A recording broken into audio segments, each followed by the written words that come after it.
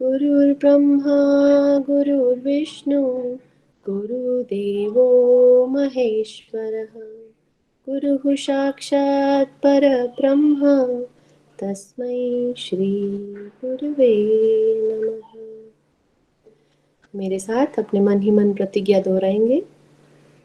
मैं प्रतिज्ञा करती हूँ आजीवन यम नियम का पालन करूँगी। फर्स्ट अटेम्प्ट में नेट JRF एग्ज़ाम क्लियर करूँगी। विश्व में योग का पताका लहराऊंगी। मेरी संकल्प शक्ति सुदृढ़ है, पवित्र है, अबाध्य है। मैं अपनी संकल्प शक्ति से सब कुछ कर सकती हूँ। मेरे पास अजय मनोबल है। ओम ओम ओम शांति शांति शांति। दोनों हाथों की हथेलियों को रब करेंगे। धीरे से आंखों पे रखेंगे, आंखें खोलेंगे। Good afternoon everyone, welcome in today's class. तो आज हम स्टार्ट करेंगे जहाँ से रुके थे। ये मैंने एक एक्स्ट्रा स्लाइड ऐड कर दी है जो तीनों साइंटिस्ट थे, थोड़ा और ब्रीफ हो जाएगा। हैकल है, इकोलॉजी जो टर्म जिन्होंने डिफाइन किया था आर्थर हैकल। फिर इकोसिस्टम जिन्होंने डिफाइन किया था वो आर्थर टेंसली, और इकोलॉजिकल पिरामिड जिन्होंने चार्ल्स एल्टन। कल हम यहाँ पे रुके थे, राइट? ये जो हमने सब रिव्यू लिया था। आज हम एटमॉस्फेयर मतलब वातावरण, उससे स्टार्ट करेंगे, right? The atmosphere is the blanket of that surrounds the earth. मतलब एटमॉस्फेयर क्या है? ऐसा ब्लैंकेट है जो हवा का आवरण जो पूरे अर्थ को सराउंड करता है, राइट? ये सभी को मालूम है, जनरल टर्म है, सबने सुना हुआ होगा कि पूरा एक लेयर है जो अर्थ को कवर अप करता है। हमारे वातावरण के हिसाब से ही पूरी सृष्टि डेवलप हुई है। ऐसा एटमॉस्फेयर किसी भी प्लैनेट पे नहीं है, और साइंटिस्ट का रिसर्च भी चालू है कि ऐसा वातावरण है कहाँ जो दूसरी जीव सृष्टि डेवलप हो सकती है। तो एटमॉस्फेयर की वजह से ही जो लाइफ है वो इतना अच्छा एटमॉस्फेयर है कि यहाँ पे लाइफ डेवलप हुई है, राइट? नेक्स्ट देखेंगे, 4 spheres of the earth. 4 spheres मतलब अर्थ के ऊपर ऐसे माना जाता है कि 4 स्पीयर्स है। स्पीयर मतलब एक गोला या तो आवरण। तो the area near the surface of the earth can be divided into 4 interconnected geosphere. Geo मतलब लाइफ, ओके? तो 4 पार्टों में डिवाइड किया है जो अर्थ के अराउंड जो एरिया है। The area near the surface of the earth, earth के सरफेस के आजू बाजू जो एरिया है उनको उन्होंने 4 पार्ट में डिवाइड किया है। First is lithosphere. ये वर्ड पूरे ग्रीक वर्ड्स हैं, उनसे ही लिए गए हैं। Litho means stone, hydrosphere, hydro means water, biosphere means life, atmosphere means air, right? तो हम आज ये पूरे जो अर्थ के अराउंड स्पीयर्स हैं उनको हम देखेंगे, राइट? एटमॉस्फेयर जो पूरे आजू बाजू अर्थ के आजू बाजू आवरण है उसको हम एटमॉस्फेयर कहते हैं। और ये अर्थ के स्पीयर है जिनको 4 पार्टों में डिवाइड किया है। One of that is atmosphere. Hydro मतलब वाटर, लिथो मतलब स्टोन, बायो मीन्स जो जीव सृष्टि है पूरी वो, और ये एयर जो हम एटमॉस्फेयर हमने आगे देखा। ये 4 पार्ट, और ये कहाँ से लिए गए हैं? ग्रीक वर्ड से। यहाँ तक सभी को क्लियर है? इंग्लिश में कोई प्रॉब्लम नहीं है ना? और ये टर्म ओके मैम। ऐसे ही बोले जाते हैं तो क्योंकि ये ग्रीक वर्ड है, राइट? तो इनको ऐसे ही हम प्रोनाउंस करेंगे, ओरिजिन इनका ग्रीक है, राइट? आगे जाऊं मैं? यहाँ तक क्लियर है? इतना ही एक फर्स्ट स्लाइड है जो बेसिक 4 पार्ट में स्पीयर्स को, अर्थ के स्पीयर को ऐसे क्वेश्चन भी दिए जाते हैं कि अर्थ के 4 मेन स्पीयर्स क्या है, तो litho, hydro, bio and atmosphere, जो ग्रीक वर्ड से लिए गए हैं। आगे जाऊं मैं? Yes ma'am. Yes ma'am. ये खाली हिंदी में जस्ट मैंने क्लियर किया था। पृथ्वी की सतह के निकट के क्षेत्र को 4 परस्पर जुड़े भूमंडलों में विभाजित किया जा सकता है। दैट इज लिथो, हाइड्रो, जैव दैट इज बायो, एंड वायुमंडल जो कि हम एटमॉस्फेयर बोले। ये 4 पार्ट है, ओके?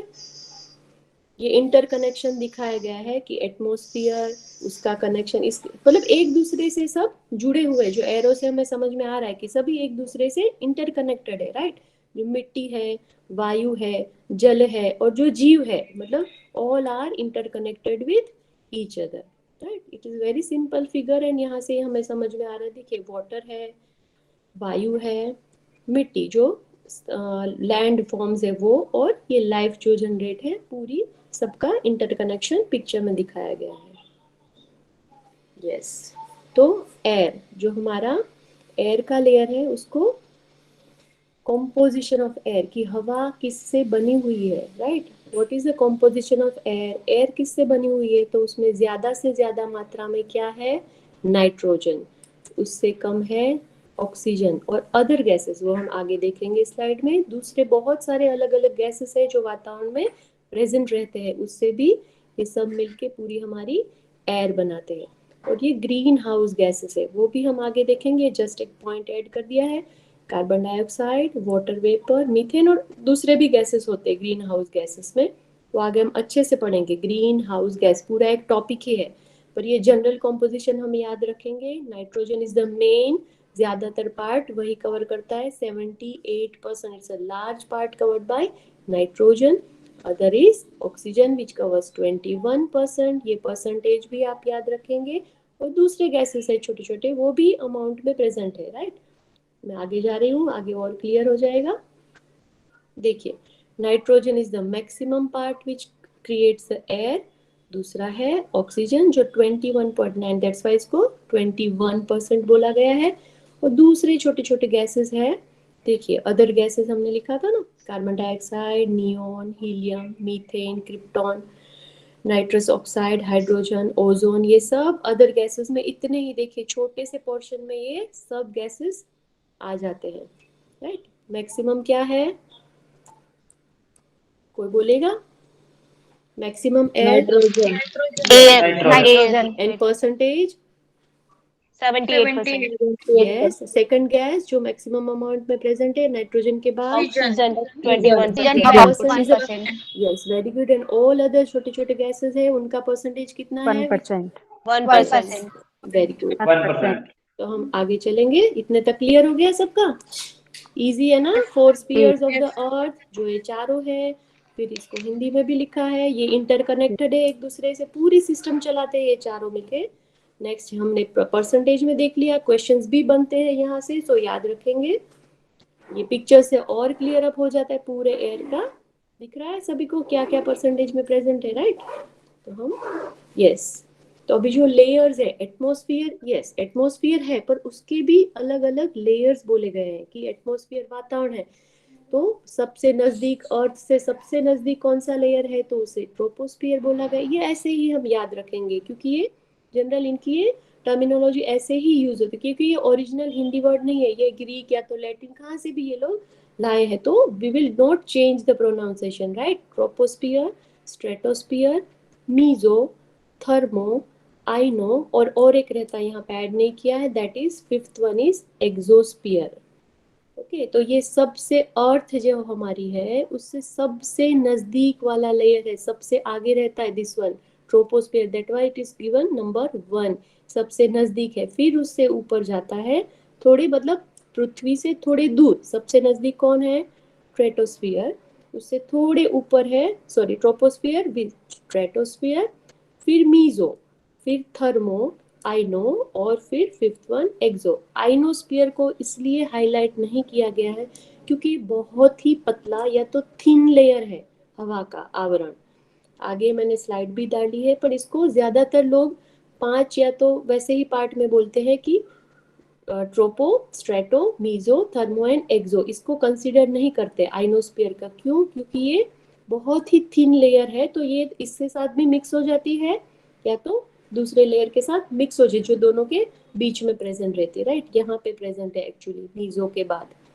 आगे हमने पिक्चर्स में भी क्लियर किया है, देखिए everyone can see the picture, picture is clear, yes ma'am.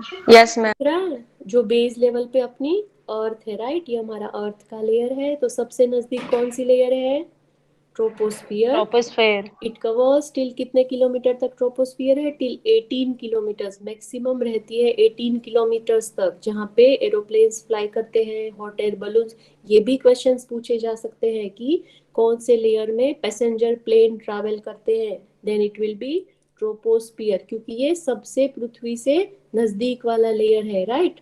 Okay, और इसका टेम्परेचर भी साइड में दिया गया है। बहुत सारी चीजें मैंने एक ही पिक्चर में ले ली है।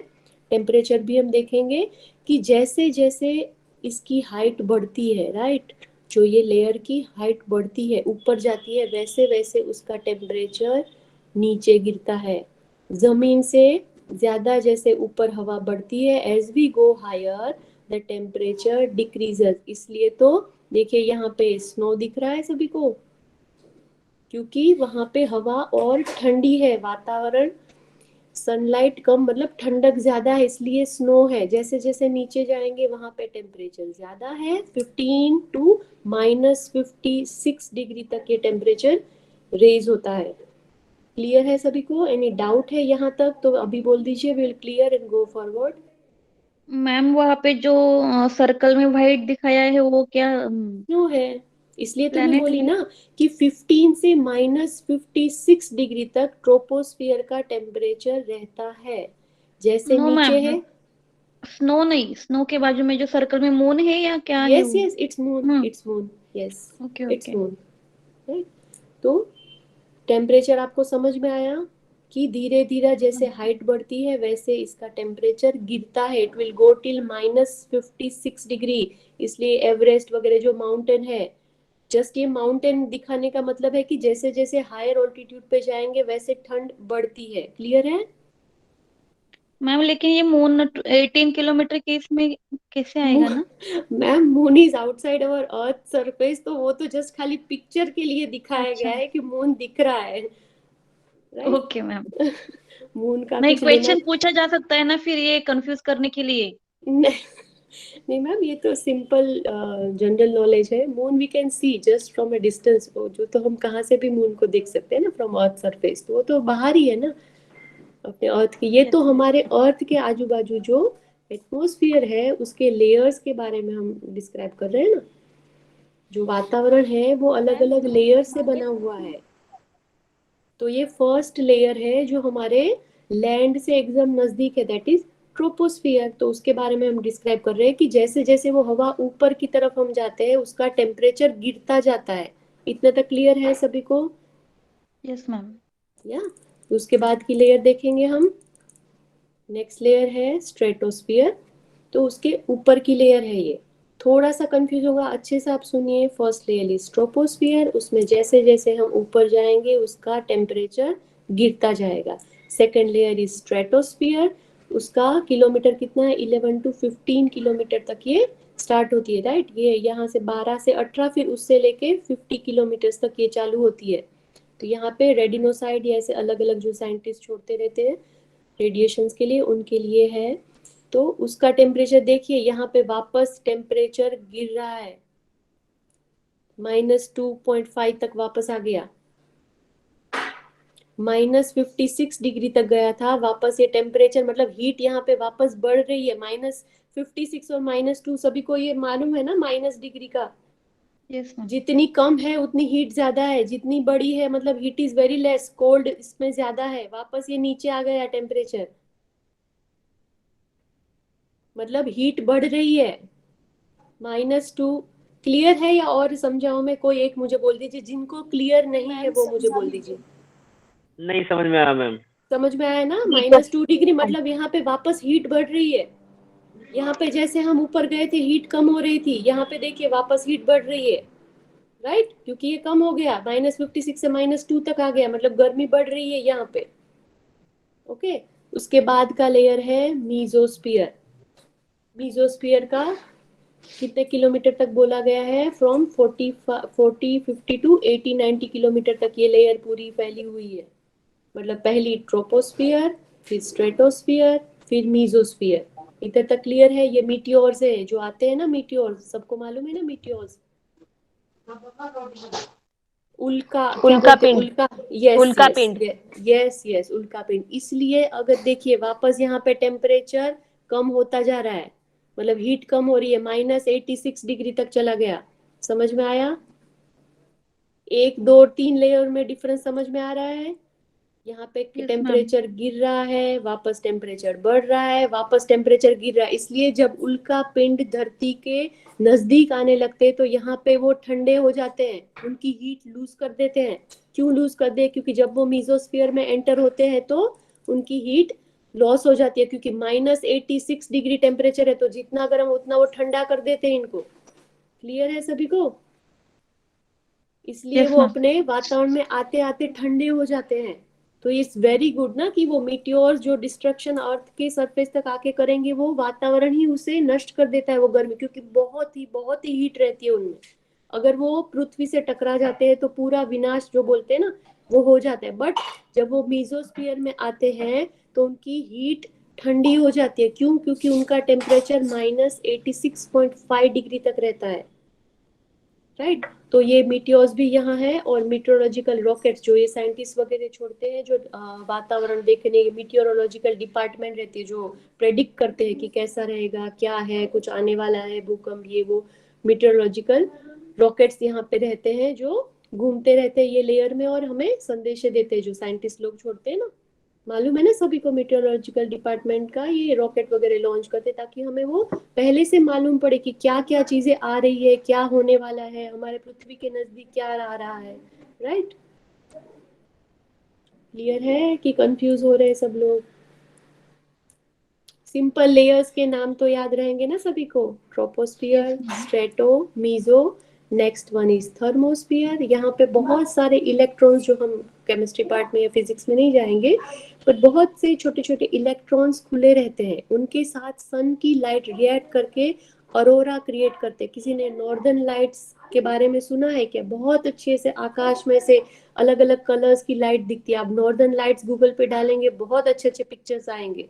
तो ये नॉर्दर्न लाइट्स का पिक्चर दिखाई, जिसको अरोरा बोलते हैं, वो ये लेयर में दिखती है, थर्मोस्फियर में। क्यों? क्योंकि सन की लाइट और बहुत सारे आयंस और इलेक्ट्रॉन्स वहां खुले रहते हैं, उनके साथ रिएक्शन होता है और ये लाइट क्रिएट करता है। उसको आप डिटेल में, जिसको इंटरेस्ट है, ये आप गूगल पे जाके अच्छे से देख सकते हैं। बहुत अच्छा है ये अरोरा का थीम, वो आप समझ सकते हो। और देखिए वापस इसका टेम्परेचर कितना बढ़ गया, -86 डिग्री से लेके 1200 डिग्री सेल्सियस, मतलब कितना हाई टेम्परेचर है ये लेयर में। राइट? समझ में आ रहा है? और उसके बाद लास्ट जो लेयर है, दैट इज एक्सो। एक्सो का मतलब है एकदम बाहर, आउटसाइड। तो वहां पे स्पेसशिप या तो सैटेलाइट्स वगैरह है, वो घूमती रहती है, और उसका किलोमीटर एरिया 800 to 3000, इसका 80 90 to 800, ये सबके किलोमीटर है। वो भी आप ये अच्छे से पिक्चर को समझिएगा, उसके किलोमीटर, उसके नाम, और क्या क्या चीजें किस में पाई जाती है। राइट? ये अच्छे से हम याद रखेंगे, बाद में हम क्वेश्चंस में भी पूछेंगे, क्वेश्चन बैंक में भी आएगा। पर ये थोड़ा सा बेसिक अभी से याद रखेंगे। क्या ये माइनस वगैरह जो टेम्परेचर है, वो भी ध्यान में रखें कि ऐसे भी पूछा जाता है कि मीटियोर्स है वो क्यों उनकी हीट लॉस करते हैं, या तो कौन से लेयर में उनकी जो हीट है वो लॉस हो जाती है। मीजोस्फीयर में जब वो एंटर होती, क्योंकि देखिए ना, टेम्परेचर सबसे ज्यादा कम कहाँ पे है? इधर ही।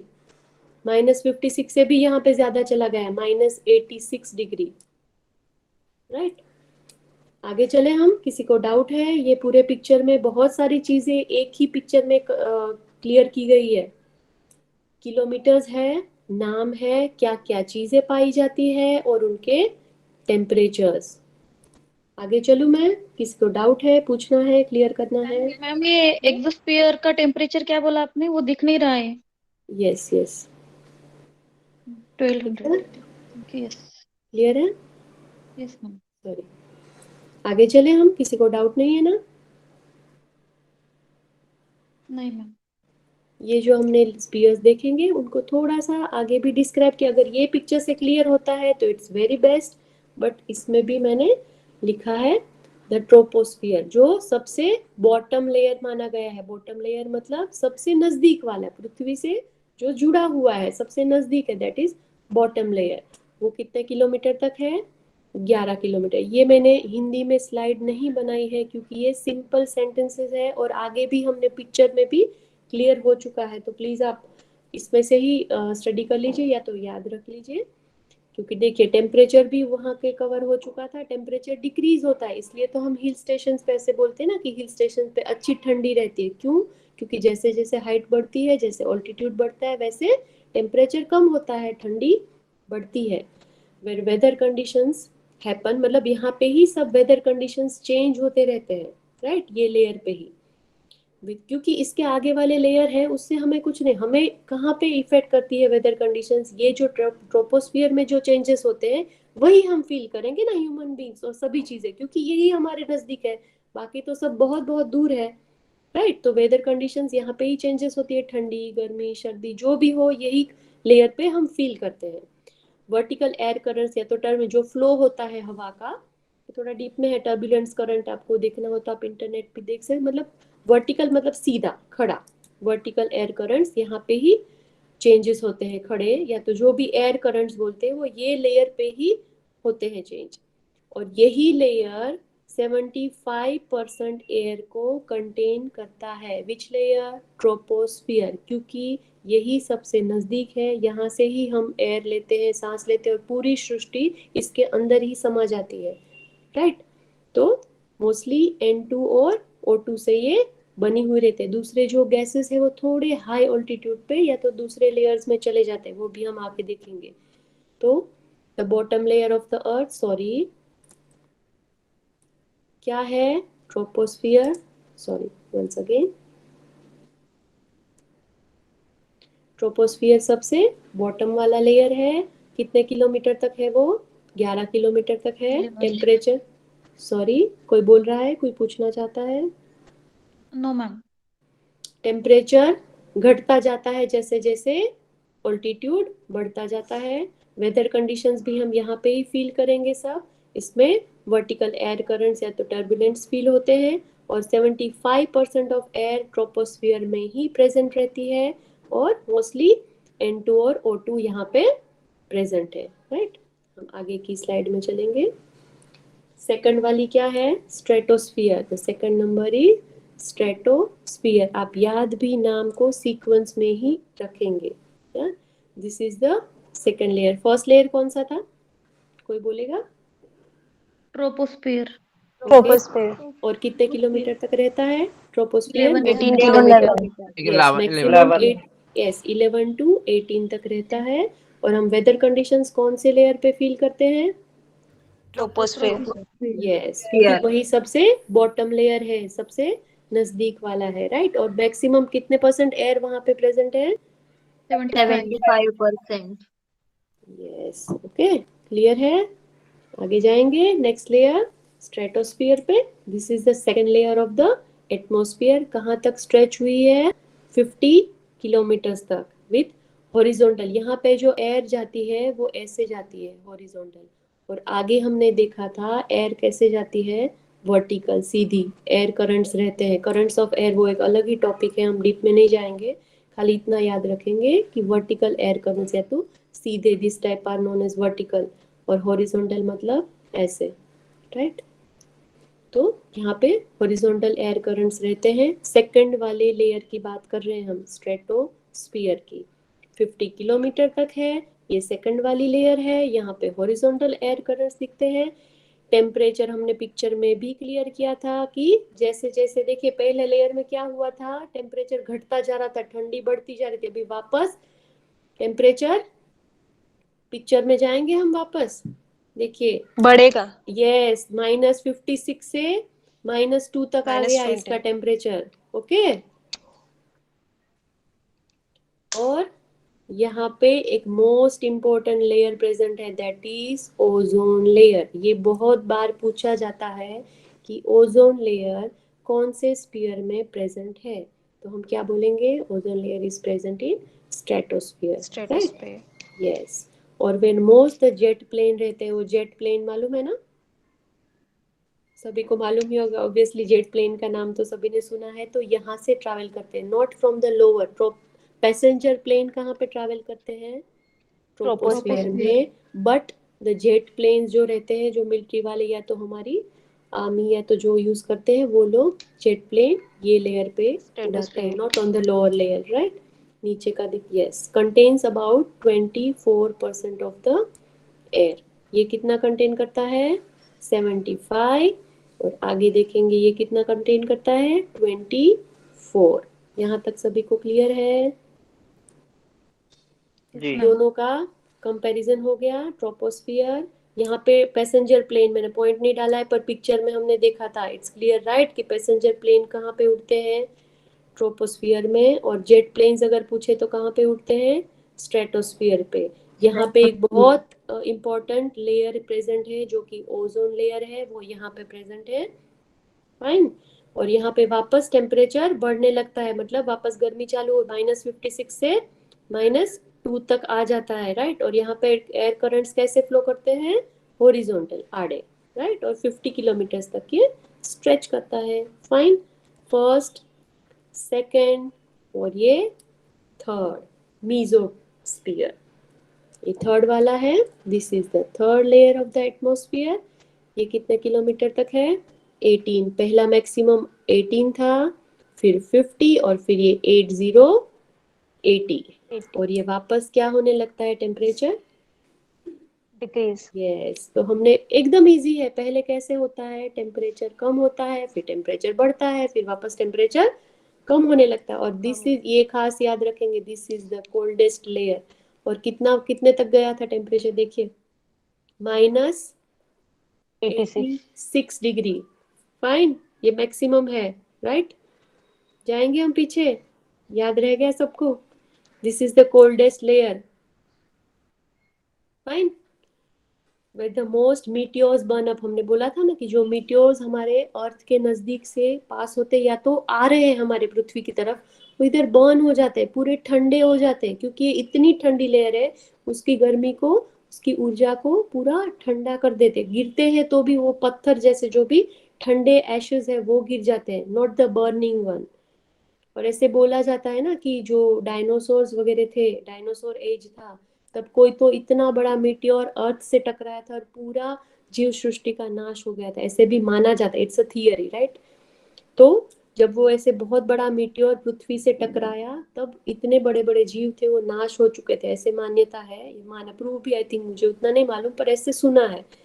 तो ये जब भी नजदीक आते हैं दूसरे मीटियोर्स, वो ठंडे हो जाते हैं और बाद में ही अपने दूसरे लेयर्स में या तो पृथ्वी तक पहुंचते हैं, वो भी एशेस या तो रॉक्स के फॉर्म में रहते हैं। मैम इसमें तो मुझे ये कंफ्यूजन था। मेटल बर्न बोलिए। अप क्यों बोला है ना?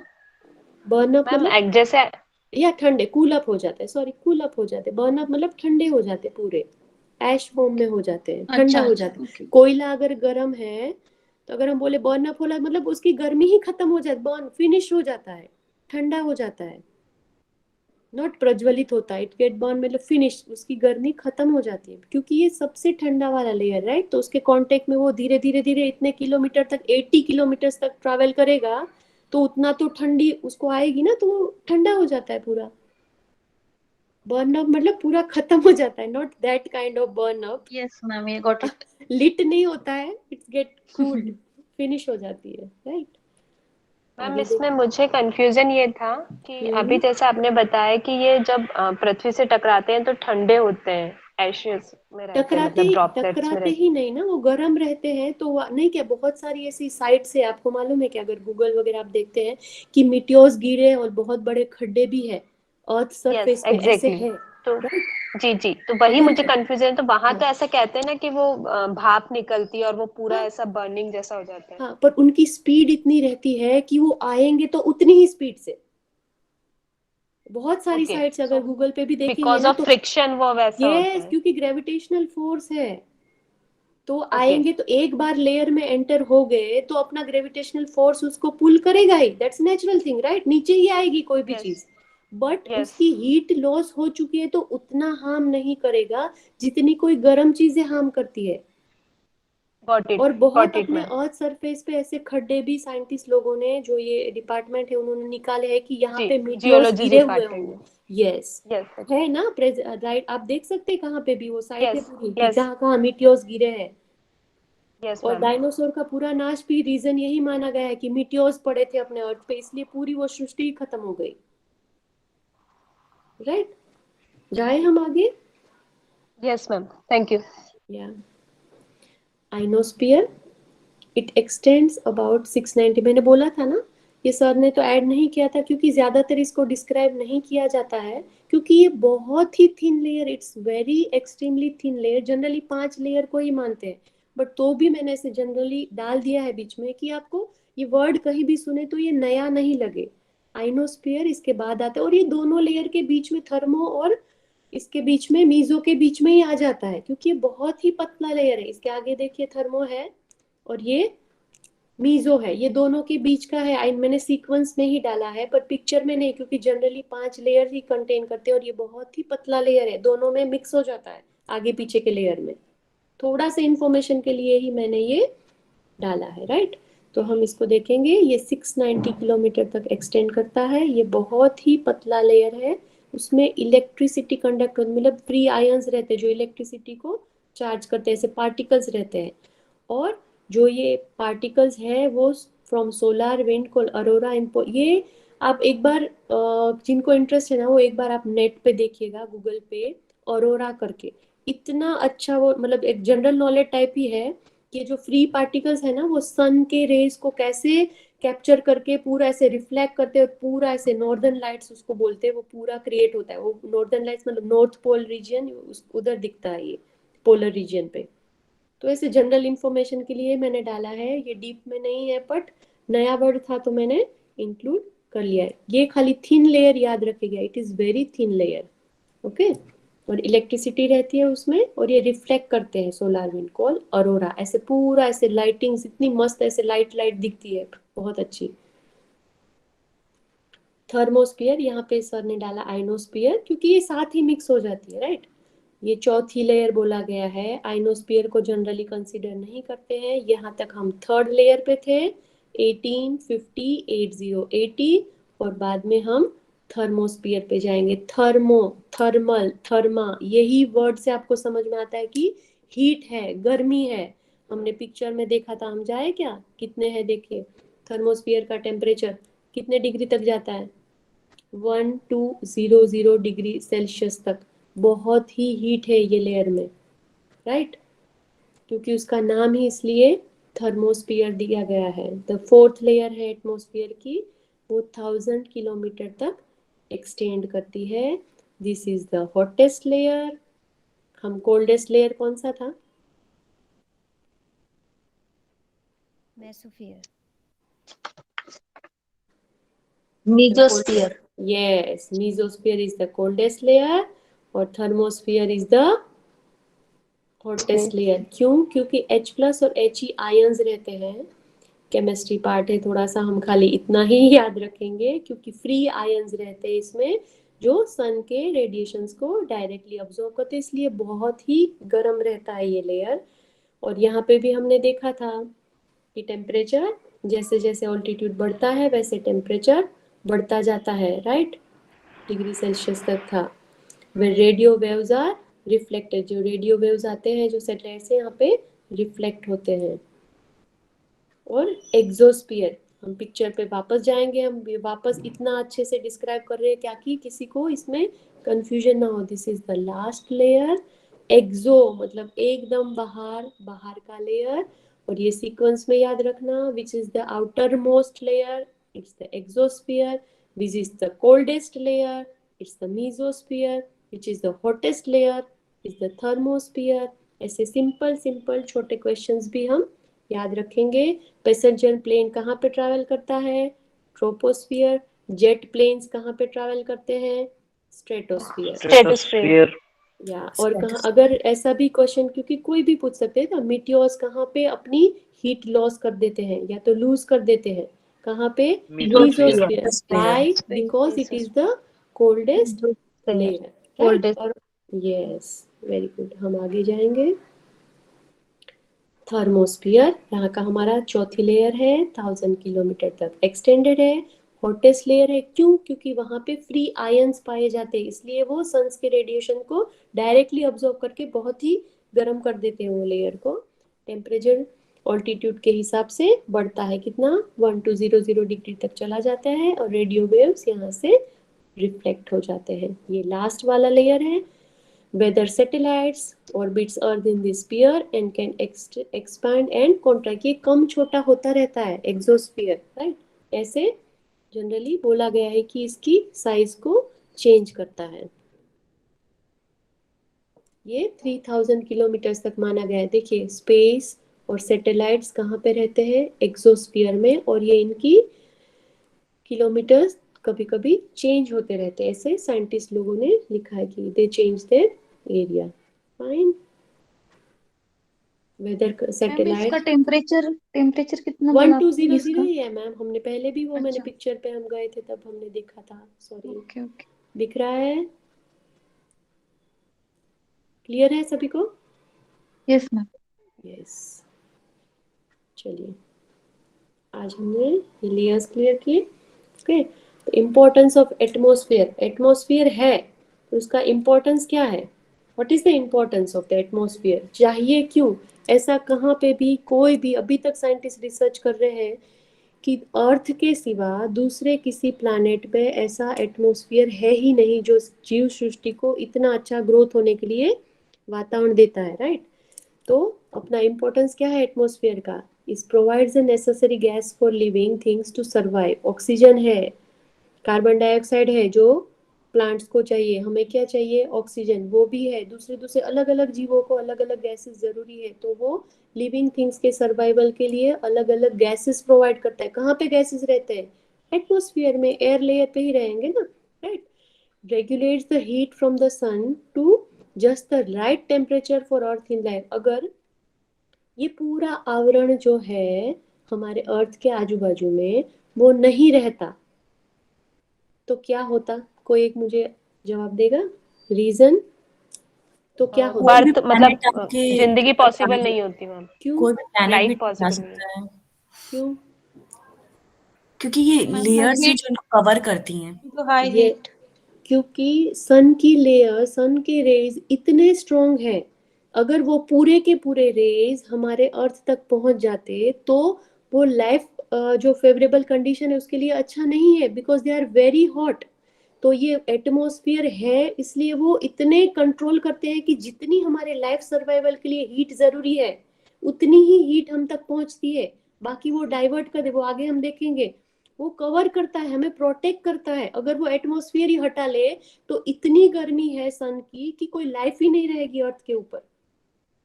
एक होल हो, ओजोन लेयर में जो होल्स होने लगे हैं ना, राइट? रिसेंट इश्यू है कि पोल्यूशन से होल्स होने लगे हैं, तो उससे भी इतनी सारी डिसीजेस है, इतने सारे साइड इफेक्ट है कि हम सहन ही नहीं कर पा रहे।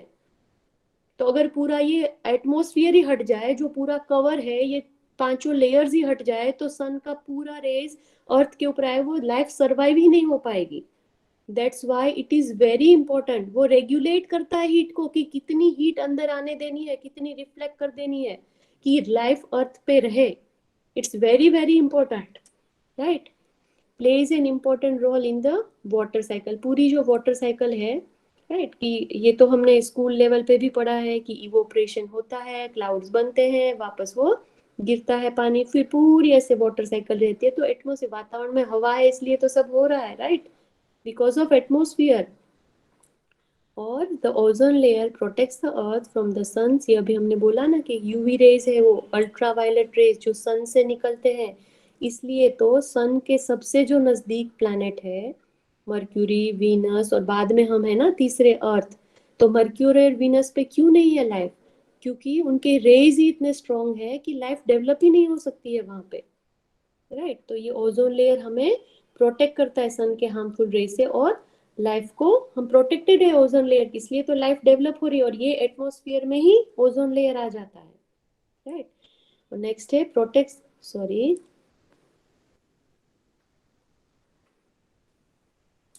एक minute, sorry,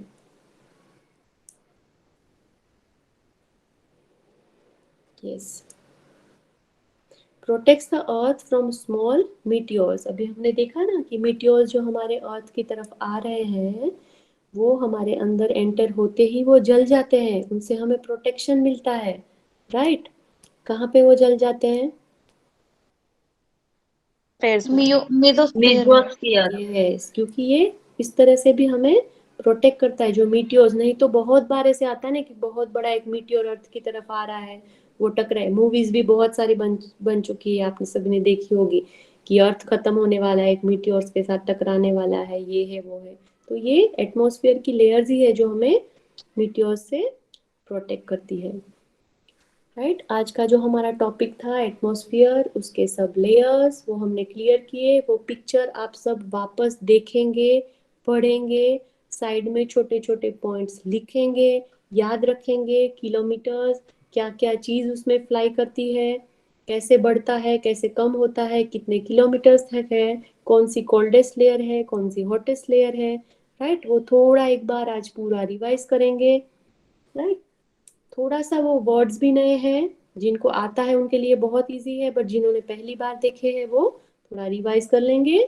spheres of the, okay, और ये पूरा याद रखेंगे। आज हमने इतना कवर किया, हम नया भी टॉपिक अभी स्टार्ट करेंगे। Right, layers of earth atmosphere. फिर आगे हमने क्या देखा था, जो गैसेस है सबसे ज्यादा सबसे कम, ये लेयर्स है, लिथो, हाइड्रो, बायो और वायु। एटमॉस्फेयर, उसमें ही हमने आगे देखे कि एटमॉस्फेयर के 4 लेयर्स है। फाइन, यहाँ तक सब क्लियर है। आज का इतना टॉपिक कवर हुआ, उसमें किसी को डाउट है? Anyone if is any doubt, क्योंकि फिर हम कल इसमें वापस टाइम नहीं वेस्ट करेंगे। एग्जाम में 4 लेयर, जैसे 4 लेयर कभी आ गई तो 4 लेयर लगानी है कि 5 लगानी है?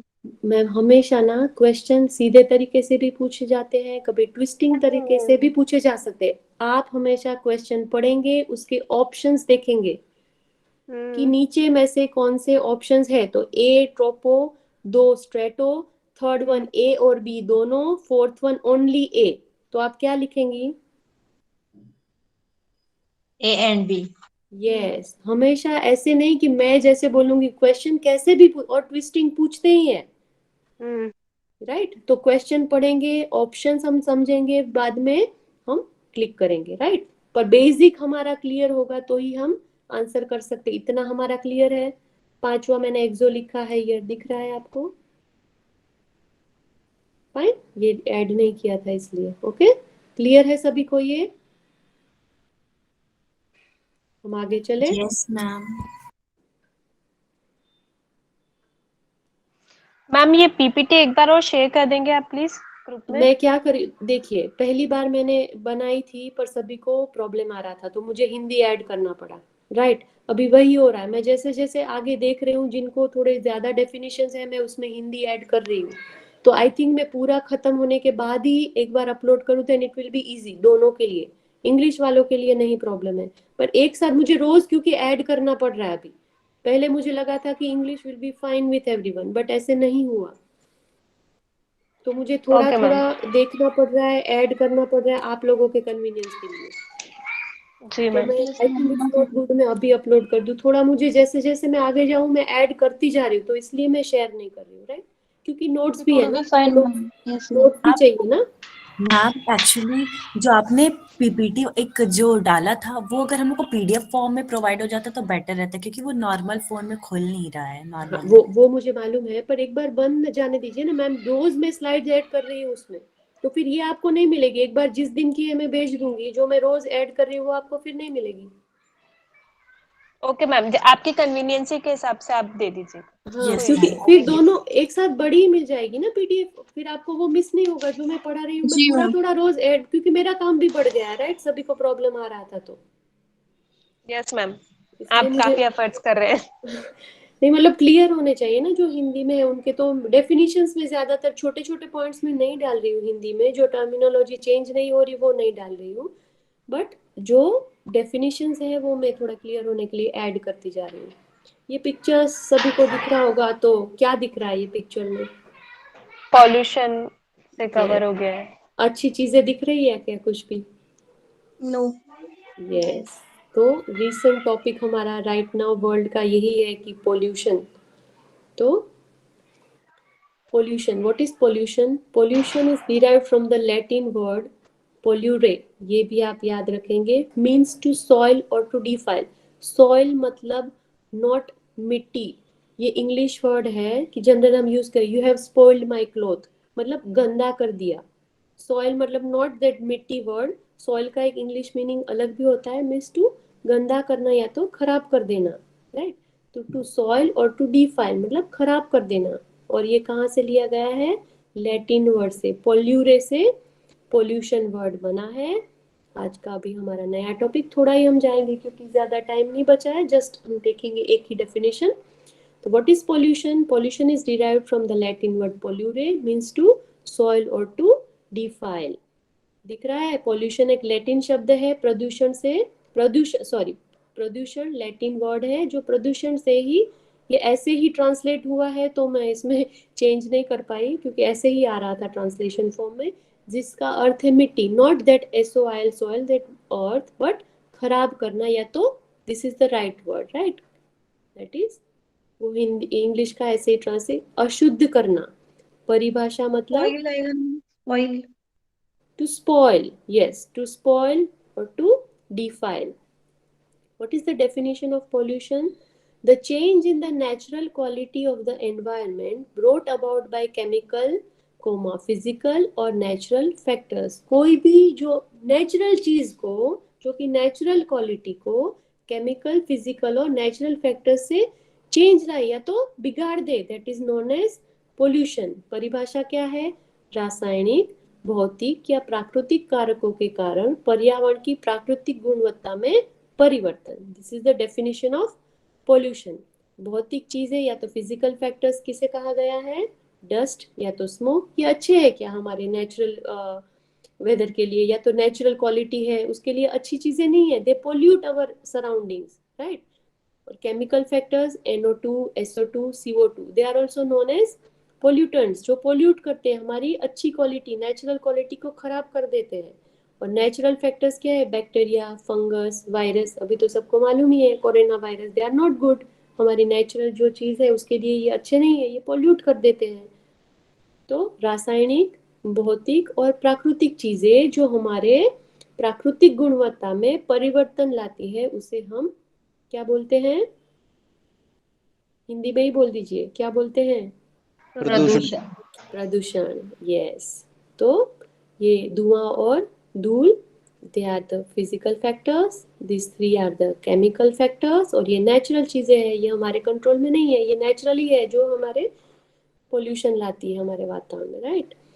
It can also be defined as, ये अदर डेफिनेशन, एक डेफिनेशन ये हो गई, this one is the first definition, this is the second definition, this one. It can also be defined as any unfavorable alteration of the surrounding, increase in the level or concentration of any substance in the environment that is hazardous to living organism. ऐसी चीज जो खराब है हमारे आजू बाजू में, या तो अनफेवरेबल अल्ट्रेशन, चेंज होता है हमारे सराउंडिंग में, जो any substance that is hazard, वो खराब है हमारे लिए।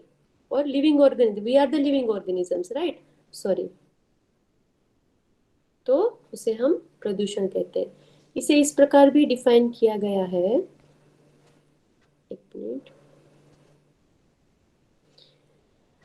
आसपास के किसी भी प्रतिकूल परिवर्तन, पर्यावरण में किसी भी पदार्थ के स्तर या एकाग्रता में वृद्धि की यह जीवित जीव के लिए खतरनाक है। या उसका ट्रांसलेशन फॉर्म में थोड़ा सा ग्रामेटिकल मिस्टेक रहेगी, तो आपको समझ में आ रहा है? जो भी कोई जो चीज हमारे अनुकूल नहीं है, प्रतिकूल है, it's not good for it, it's opposite to good, that is अनुकूल और प्रतिकूल। जो भी चीज है चेंज होती है, जो हमारे लिए अच्छी नहीं है, जीवित जीवों के लिए खतरनाक है, चाहे वो भौतिक हो, चाहे वो रासायनिक हो, चाहे वो प्राकृतिक हो, चाहे वो वायरस हो, कोरोना वायरस हो, या CO2 गैस बढ़ गया हो, या तो धुआं या तो धूल बढ़ गई हो, तो anything is not good for us, that we call as pollution. तो हम आगे का कल करेंगे, 50 हो चुके हैं, सर भी आ जाएंगे वापस। इधर तक क्लियर है what is pollution?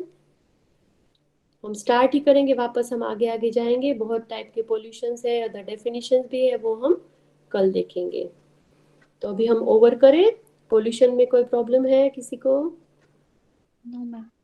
Atmosphere, no ma'am, thank you. Yes, Thank you, ma'am. Thank you. So I conclude the class here, मैं पूरा करती हूँ। Thank you, ma'am. Thank you everyone for listening.